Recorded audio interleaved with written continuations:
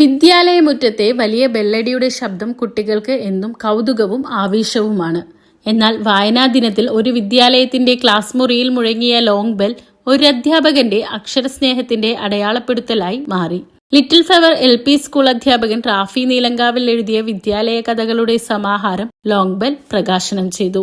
താൻ ദിവസവും അക്ഷരങ്ങൾ പകർന്നു നൽകുന്ന സ്വന്തം ക്ലാസ് റൂമിനെ തന്നെയാണ് റാഫി മാഷ് ഈ പുസ്തകത്തിന്റെ പ്രകാശന വേദിയാക്കിയത്.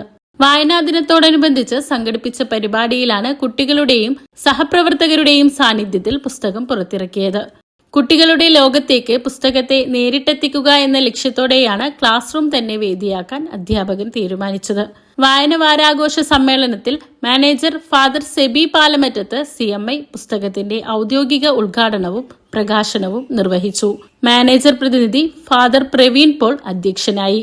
Head mistress PP Princy, father Praveen Paul എന്നിവർ ചേർന്ന് ആദ്യ പ്രതി ഏറ്റുവാങ്ങി. റാഫി നീലങ്കാവിലിന്റെ 11ാമത്തെ പുസ്തകമാണ് ലോങ് ബെൽ. വിദ്യാലയങ്ങളിൽ നിത്യവും നടക്കുന്ന കൊച്ചു കൊച്ചു സംഭവങ്ങളെയും കുട്ടികളുടെ കുസൃതികളെയും ഹൃദയസ്പർശിയായി അവതരിപ്പിക്കുന്നതാണ് ഇതിലെ കഥകൾ. ചടങ്ങിൽ school headmistress PP Princy, staff secretary T Prince Paul എന്നിവർ സംസാരിച്ചു. വായനാ ദിനത്തിൽ സ്വന്തം അധ്യാപകന്റെ പുസ്തക പ്രകാശനത്തിന് സാക്ഷ്യം വഹിക്കാനായതിന്റെ ആവേശത്തിലാണ് ഈ വിദ്യാലയത്തിലെ കൊച്ചുകൂട്ടുകാർ.